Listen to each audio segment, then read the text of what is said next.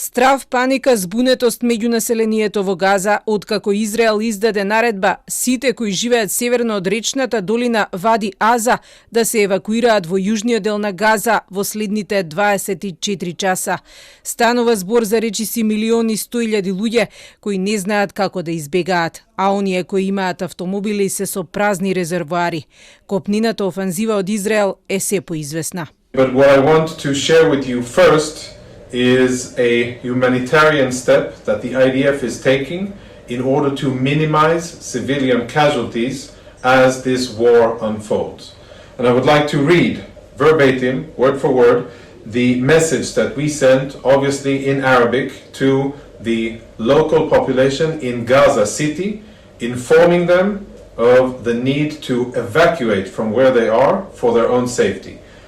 За хаосот да стане поголем од милитантната организација Хамас, на населението му порачаа да ја игнорираат израелската наредба, да не мрдаат од своите домови затоа што станува збор, како што велат, за лажна пропаганда.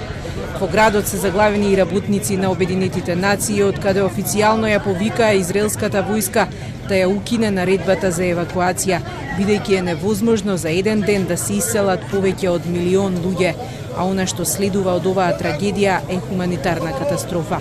Во болниците во Газа има пациенти кои не можат да бидат преместени во овие услови, а многу од докторите не сакаат да ги напуштат болниците. Здравствениот систем и онака кревок е пред колапс поради недостигот на струја и гориво.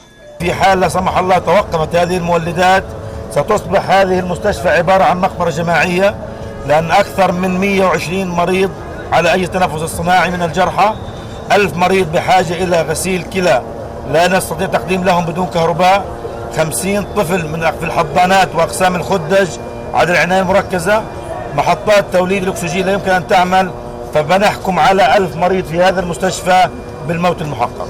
И Amnesty International го повика Израел веднаш да ја одблокира Газа, наведувајќи дека казнувањето на колективното население е еднакво на воено злосторство.